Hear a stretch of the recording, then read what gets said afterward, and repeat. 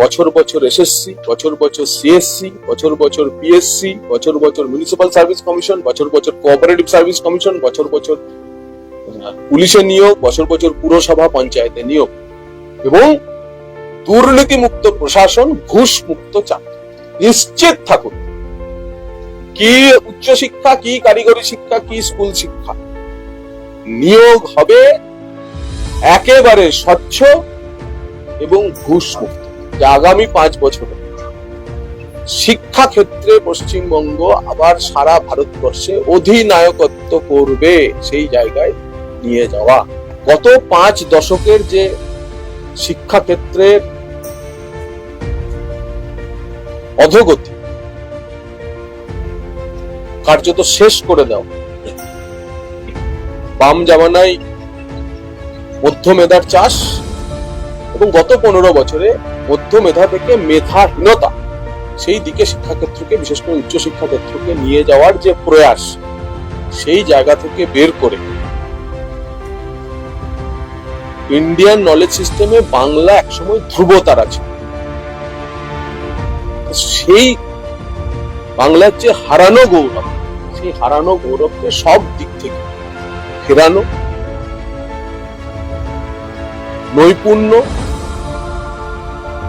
এবং উৎকর্ষের সাধনা যাতে আবার উচ্চশিক্ষায় শুরু হয়, সেই লক্ষ্যে ভারতীয় জনতা পার্টি কাজ করে। গত 5 বছরে, গত 15 বছর আমাদের দেশের যে গণতন্ত্রে পশ্চিমবঙ্গ সরকার একটি বিযুক্ত রাষ্ট্রীয় ধর্ম নিয়ে চলছিল, ধারাবাহিকভাবে দেশের সঙ্গে ডিসইন্টিগ্রেট করার প্রক্রিয়া জারি রেখেছে। উচ্চশিক্ষা দপ্তর সহ শিক্ষা দপ্তরের প্রথম কাজ হবে দেশের সঙ্গে পশ্চিমবঙ্গ সরকারকে একীভূত করা, ইন্টিগ্রেট করা এবং এই ইন্টিগ্রেশন শিক্ষাক্ষেত্রের সমস্ত ভার্টিক্যাল গ্রুপকে আমরা করব। সেজন্য উচ্চশিক্ষায় জাতীয় শিক্ষানীতি একেবারে হুবহু অনুসরণ করা হবে। দেশ যেভাবে এগোবে, রাজ্য তার ভিন্ন পথ নেবেন। দেখুন, এক্ষেত্রে আমি একটা বারবার উপমা দিই যে আমরা পশ্চিমবঙ্গের পোকার বলে ডক্টর বিধানচন্দ্র রায়ের কথা বলি। কেন বলি? কারণ ডক্টর বিসি রায়ের সময়তে, বিধানবাবুর সময়তে কলকাতা ছাড়িয়ে সল্ট লেক, কল্যাণী, দুর্গাপুর, হলদিয়া, খড়গপুর, শিলিগুড়ি শুধু নগরায়ন, নগরায়ন, শিল্পায়ন এবং বাংলার প্রকৃত উন্নয়ন বা বাংলার বিকাশ তা হয়েছে। তার মূল কারণ কিছু আমাদের বিচার বিধানচন্দ্র রায় ছিলেন শেষ মুখ্যমন্ত্রী যিনি ডবল ইঞ্জিন সরকার চালিয়েছেন। কেন্দ্রে যে সরকার, তার সঙ্গে রাজ্য সরকারের সহযোগী ভূমিকা ছিল। পরবর্তীকালে সিদ্ধার্থ শঙ্কর রায়ের সময়তে নকশাল আন্দোলনের ইন্টারনাল ডিস্টারবেন্স এমন ছিল যে দিল্লিতে একই সরকার থাকলেও তার কোনো সুবিধা রাজ্য নিতে পারেনি এবং একটা অরাজক পরিস্থিতি ওই সময়টায় তৈরি হয়েছিল। তারপরের 5-6 দশক দিল্লির বিরুদ্ধে লড়াই করে আমরা 5 দশক কাটিয়ে দিয়েছি। আমরা এবং আমাদের আগের 2টি প্রজন্ম, আমাদের পরের 2টি প্রজন্ম, এই 5টি প্রজন্ম শুধু দিল্লির সঙ্গে আমরা লড়াই করাটাকেই আমাদের রাজনৈতিক সংস্কৃতি বলে মনে করেছি। বাংলার সামনে 5 দশক পর আবার একটা সুযোগ এসেছে যে ডবল ইঞ্জিন সরকারের সুবিধা নেওয়ার।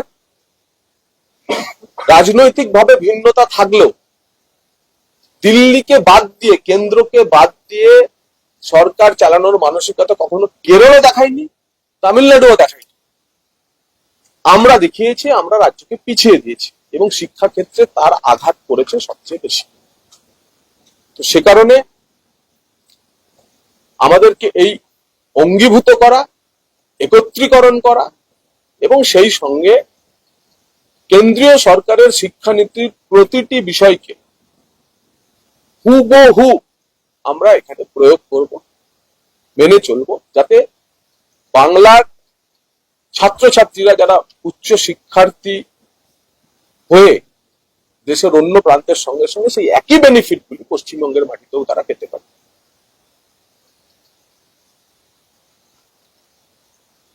এবং সেই সঙ্গে পশ্চিমবঙ্গের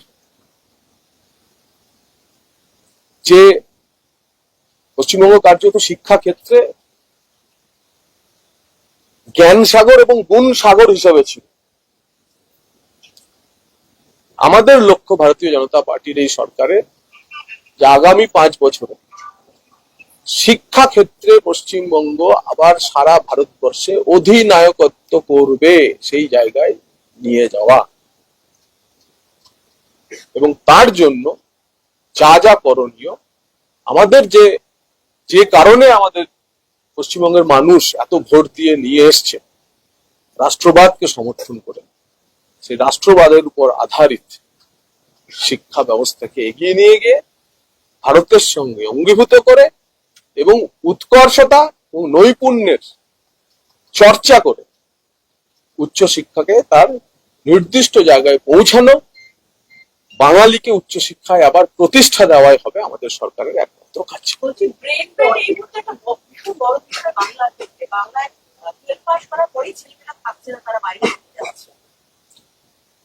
গত 5 দশক ধরে যে এই প্রক্রিয়া এবং গত 15 বছর ধরে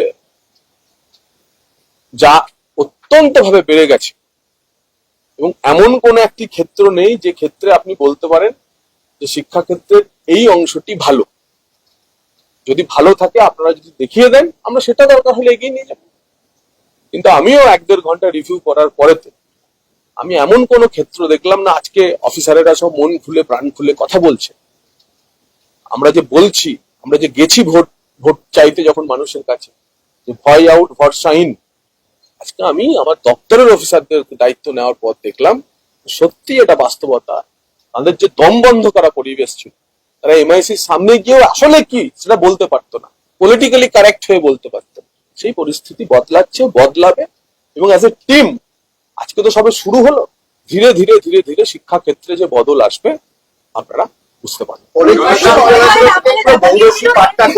গত কয়েকদিনের ঘটনা দেখা গেছে সুরেন্দ্রনাথ কলেজ থেকে শুরু করে বেশ কিছু কলেজ এবং কলকাতা বিশ্ববিদ্যালয়, যাদবপুর বিশ্ববিদ্যালয়, সেখানে বাম জামানার মধ্য মেধার চাষ থেকে তৃণমূল জমানার মেধাহীনতার দিকে যে শিক্ষা এগিয়ে গেছে তার উদাহরণ হচ্ছে কলেজে বেডরুম পাওয়া। কলেজে লাইব্রেরির বদলে, কম্পিউটার ল্যাবের বদলে আপনারা বেডরুম দেখাচ্ছে। এই ব্যবস্থা বদলের জন্যই মানুষ ভারতীয় জনতা পার্টিকে ভোট দিচ্ছে।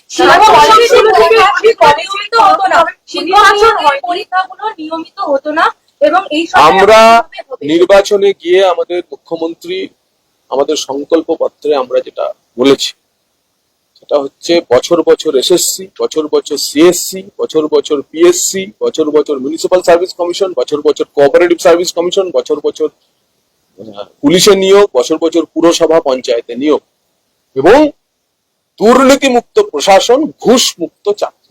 নিশ্চিত থাকুন, কি উচ্চশিক্ষা, কি কারিগরি শিক্ষা, কি স্কুল শিক্ষা, নিয়োগ হবে একেবারে স্বচ্ছ এবং ঘুষ মুক্ত। দীর্ঘদিন ভাইস চ্যান্সেলর রিক্রুটমেন্ট নিয়ে রাজ্যপাল সংঘাত চলেছে, সেক্ষেত্রে বিশ্ববিদ্যালয়ের প্রতি আপনাদের অ্যাপ্রোচ কি হবে? আর ছাত্র সংসদ নির্বাচন দীর্ঘদিন ধরে বন্ধ, কি করবে? আজকে সবে শুরুর দিন, আমি আজকে নির্দিষ্ট কোনো বিষয় নিয়ে আমি বলবো না। আমি মোটা আমাদের সরকারের যে উচ্চশিক্ষা নীতি হবে, যে ডাইরেকশনে উচ্চশিক্ষাকে নিয়ে যাওয়া হবে, সে নিয়েই বলবো। আজকে কোনো নির্দিষ্ট বিষয় নিয়ে কিছু বলবো। আজকে আমরা একটা মোটা প্রথম দিনের রিভিউ করেছি। আজকে নির্দিষ্ট কোনো বিষয় নিয়ে কোনো আমার প্রতিক্রিয়া থাকবে না। স্বায়ত্ত শাসন সেটা ছিল না, সেটা দেওয়ার ক্ষেত্রে আপনারা ভূমিকা দেবেন কি? আইন বলছে সমস্ত বিশ্ববিদ্যালয় স্বায়ত্ত শাসিত হয়েই চলে এসেছে। যদি স্বায়ত্ত শাসন আপনার 15 বছর ধরে দেখে মনে হয় যে বিশ্ববিদ্যালয়গুলো স্বায়ত্ত শাসন ছিল না, তার অর্থ হচ্ছে এই কারণেই মানুষ পরিবর্তন করেছে। যোগ্য চাকরিহারা শিক্ষক জগন্নাথ যোগ্য চাকরিহারা শিক্ষকদের একটা বিরাট আন্দোলন আমরা দেখে এসেছি আজকে আমরা শুধুমাত্র নির্দিষ্ট দায়িত্ব নিয়ে দপ্তরের কাজ বোঝা এই নিয়েই হয়েছে, আজকে কোনো স্পেসিফিক বিষয় নিয়ে কিছু বলবো না। দেখা গেছে যে কলেজ থেকে একটা দীর্ঘ পথ পেরিয়ে উচ্চশিক্ষা সাংবাদিকতা আমার পূর্বাশ্রমের বিষয়, আমি ভুলে গেছি। কলেজে দেখা গেছে যে বায়োমেট্রিক ইন্ট্রোডিউস করার ক্ষেত্রে আপনারা কিভাবে সেটাকে কলেজগুলোর ক্ষেত্রে সেগুলো ইন্ট্রোডিউস করার ক্ষেত্রে কিছু চিন্তা ভাবনা করছেন? অলরেডি তো এখানে যত জায়গায় হচ্ছে, কিন্তু সরকারি অফিস হচ্ছে, কিন্তু কলেজ বা বাকি জায়গায় যা কিছু শুরু হবে উচ্চশিক্ষা দপ্তর থেকে শুরু হবে। আজকের বৈঠকে সিদ্ধান্ত হয়েছে সময়ে আসা সময়ে যাওয়া, এটা উচ্চশিক্ষা দপ্তর প্রথম শুরু করবে উচ্চশিক্ষা দপ্তরের উচ্চ স্তরের অফিসার ক্ষেত্রে, তারপরে সেটা ধীরে ধীরে ধীরে ধীরে নিচে না। বিষয় এমন হবে না কলেজের টিচাররা আগে ঢুকবে আর উচ্চশিক্ষা দপ্তরের অফিসাররা যখন খুশি ঢুকবে। তাই আগে আমি এবং আমার টিম তারা আগে সময়ে আসা সময়ে যাওয়ার সংস্কৃতি ফিরিয়ে আনবো বিকাশ ভবনে। এই কালচার প্রথম এখান থেকে শুরু করতে হবে, তারপর সেটা আস্তে আস্তে নিচে যাবে এবং দ্রুত যাবে।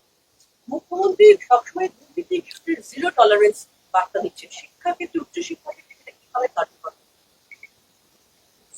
উচ্চশিক্ষার ক্ষেত্রে প্রতিটি পরতে এখানকার দুর্নীতি মানে আপনি কি বলতে চাইছেন? শুধু আর্থিক দুর্নীতি? উচ্চশিক্ষার দুর্নীতি আরো গভীরতর দুর্নীতি। এখানকার দুর্নীতি ভিন্ন ধরনের দুর্নীতি। এখানকার দুর্নীতি আমি জিজ্ঞাসাই তো করলাম, ডাইরেক্টর ইনফ্লুয়েন্স নেই এখানে বসে? বলো না ডাইরেক্টর ইনফ্লুয়েন্স বলে তো কিছু হয়। উচ্চশিক্ষায় একটা অশরীরী ডাইরেক্টর ইনফ্লুয়েন্সের প্রভাব কাজ করে, তো ডাইরেক্টর ইনফ্লুয়েন্স থাকবে না। নিয়ম কায়দায় স্বচ্ছতার সঙ্গে সব কাজ হবে। আপনাদের বিচারে যদি মনে হয় যে আর্থিক দুর্নীতিটাই একমাত্র দুর্নীতি, সেটা তো দুর্নীতি আছে, কিন্তু হায়ার এডুকেশনের মতো একটি সংবেদনশীল জায়গায় তার থেকেও বড় যা আছে তা হচ্ছে ফেভারিটিজম। তার থেকেও বড় যেটা আছে যে গুণগত মানের